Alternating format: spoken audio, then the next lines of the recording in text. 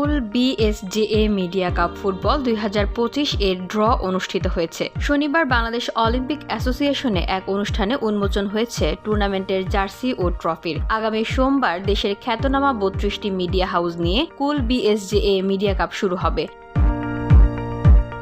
সংবাদ সম্মেলনে উপস্থিত ছিলেন স্কয়ার টয়লেট্রিজের head of marketing doctor Jesmin Zaman, সাবেক জাতীয় ফুটবলার ও মোহামেডানের head coach Alfaz Ahmed, Bangladesh sports journalist অ্যাসোসিয়েশনের সভাপতি আরিফুর রহমান ও সাধারণ সম্পাদক এস.এম. সুমন। এছাড়াও উপস্থিত ছিলেন বিএসজে এর সহ-সভাপতি ও টুর্নামেন্ট কমিটির আহ্বায়ক রায়হান আল মুঘনি, যুগ্ম আহ্বায়ক রবিউল ইসলাম ও সদস্য সচিব ইয়াসিন হাসান। সংবাদ সম্মেলনের শুরুতে টুর্নামেন্ট সম্পর্কে বিস্তারিত জানান আহ্বায়ক রায়হান আল মুঘনি। বসুন্ধরা, উত্তরা, বনশ্রী, কুড়িল ও বাড্ডা সহ রাজধানীর বিভিন্ন স্থানে অভিজাত ও অত্যাধুনিক মানের ফ্ল্যাট কেনার এক নির্ভরযোগ্য প্রতিষ্ঠান প্লেজেন্ট প্রপার্টিজ লিমিটেড। তাই আপনার স্বপ্নের আবাসনের জন্য আজই যোগাযোগ করুন।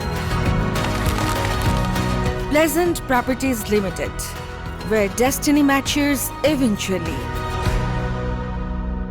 এরপর স্বাগত বক্তব্যে টুর্নামেন্টে যে কোনো চোট এড়িয়ে সবাইকে সচেতন থেকে খেলার আহ্বান জানান তিনি। খেলার আহ্বান জানান বিএসজে এর সাধারণ সম্পাদক এস.এম. সুমন। সাবেক জাতীয় ফুটবলার আলফাজ আহমেদ বলেছেন, সাংবাদিকদের সঙ্গে আমাদের একটা আন্তরিকতা আছে, তাদের সবার সঙ্গে চেনা জানা। ফুটবল খুব কঠিন খেলা, সাংবাদিকদের খেলতে দেখলে ভালোই লাগে। সমাপনী বক্তব্যে বিএসজে এর সভাপতি আরিফুর রহমান বাবু বলেছেন, সাংবাদিকদের মধ্যে যারা সারা বছর কর্মব্যস্ত থাকেন, এই টুর্নামেন্ট তাদের খেলার জন্য দারুণ একটা সুযোগ। 32টি দলকে 8টি গ্রুপে ভাগ করে নকআউট পদ্ধতিতে টুর্নামেন্ট অনুষ্ঠিত হবে।